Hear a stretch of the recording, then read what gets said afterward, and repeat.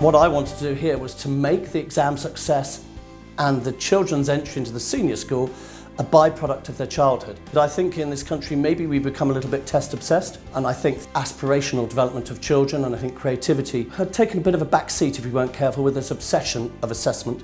Do you know, I was really lucky to be in at the very beginning of PAL, and it was about making sure that we listened to all the children and that we were interested in them, their dreams, their aspirations, and actually encouraged them.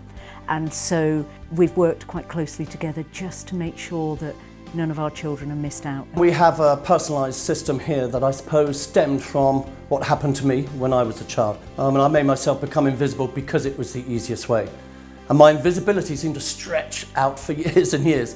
So we've developed our own curriculum which answers what we feel are the needs for them in their future employment.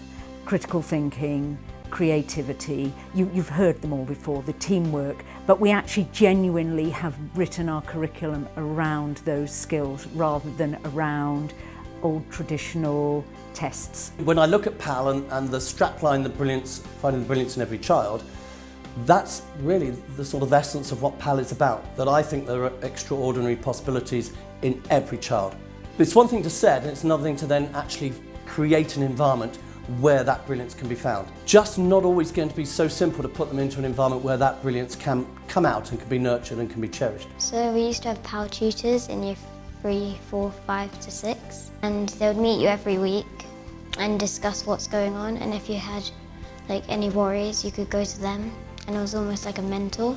PAL, it's like puts you in the right place and what you want to do, and it really fits you. A few years ago, probably 8, 9 years ago maybe, that PAL started up.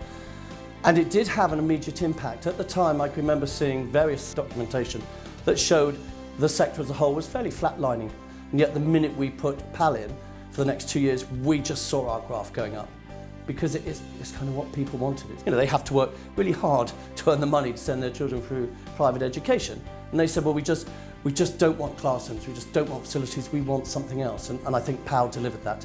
PAL has enabled me to do so much more things, like code a bit better, like relax a bit more better, know how to sew. There's loads of different things I've learned. Well, PAL is a really nice gap during the day, and it makes you quite relaxed because you get to go around with your friends and learn different things that you haven't learned.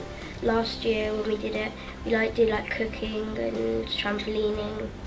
This year it was mainly about communicating with people, like blind and deaf, and we made a toy for a blind child.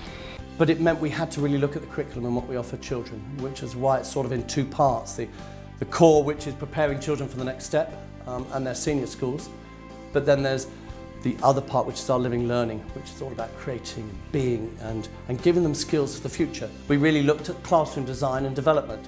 So rather than just me do it, I gave every member of staff £8,000 and said, right, there you are, you redesign your classroom. Because it's not about money. It's all up there with teachers and they've got it, and they would love to be free of the shackles, which is what we try to do here. And I say, just be risk takers. If it doesn't work, we don't need to do it again. But try it, because if it works, it's just fantastic, and it can really make a difference. Any teacher who comes into this can just immediately buy into it and can just fly, and just say, well, we could try this or we could try that. I mean, it's just really exciting. They're all really professional people who are committed to the children, who just want to make it work. We just want to give them something really exciting and be part of their development.